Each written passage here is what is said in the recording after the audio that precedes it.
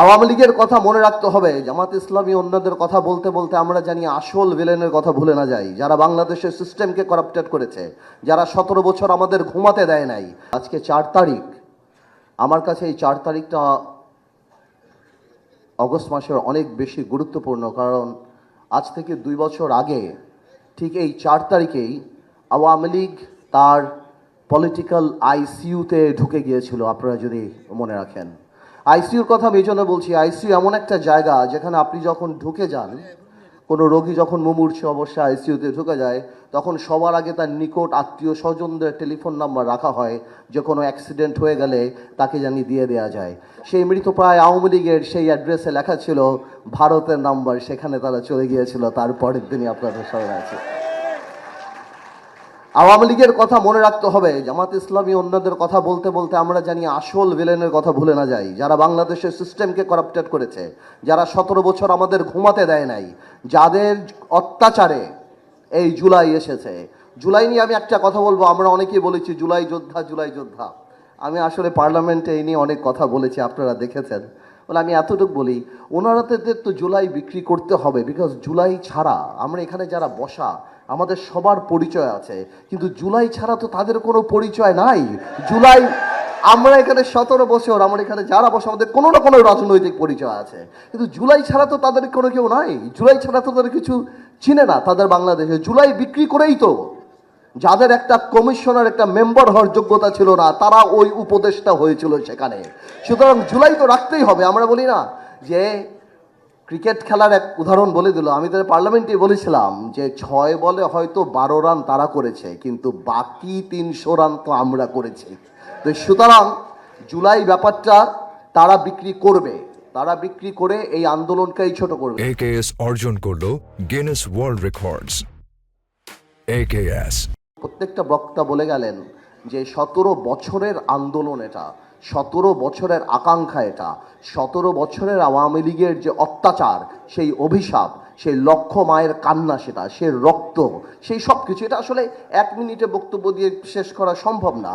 দ্বিতীয় কথা আসে জামাত ইসলামী নিয়ে।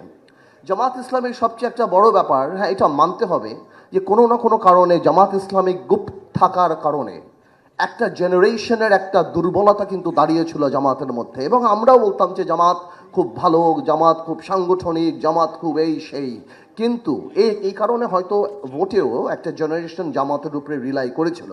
কিন্তু আজকে এই 6 মাসে যারা জামাত বা এনসিপির উপরে রিলাই করেছিল, তাদের হৃদয় ভেঙে চুরমার হয়ে গেছে। কারণ তারা সংসদে দেখতে পাচ্ছে জামাত ইসলামী কনস্ট্রাকটিভ রাজনীতি করে না এবং করার যোগ্যতাও নাই।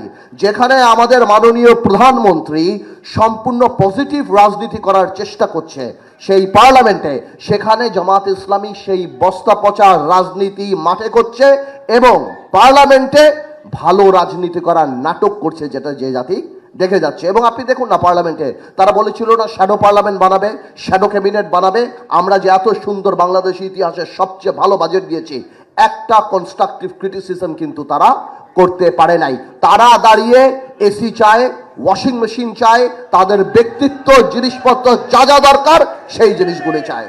ভাইয়ের আমার, কথা আর আমি বাড়াবো না, আমি খালি এতটুকু বলছি, আমাদের একটা জিনিস মাথায় রাখতে হবে। আমাদের মাননীয় প্রধানমন্ত্রী সহ যারাই বললেন যে উস্কানিতে পড়া যাবে না, তবে এটাও তো বাস্তব যে গণতন্ত্র আর সামাজিক রীতিনীতি এর মধ্যে একটা স্লিম লাইন আছে। এবং যেখানেই সামাজিক রীতিনীতি, স্পেশালি ঢাকাতে যেই টলারেন্স লেভেল মানুষের, এই ইঞ্জিনিয়ারিং ইনস্টিটিউটে যে টলারেন্স লেভেল মানুষের, আমার ভোলাতে, আমার গ্রামে বা বগুড়ায় না, বগুড়াতে আপনাকে অপমান করে ফিরে আসা অনেক কঠিন ব্যাপার মাননীয় প্রধানমন্ত্রী।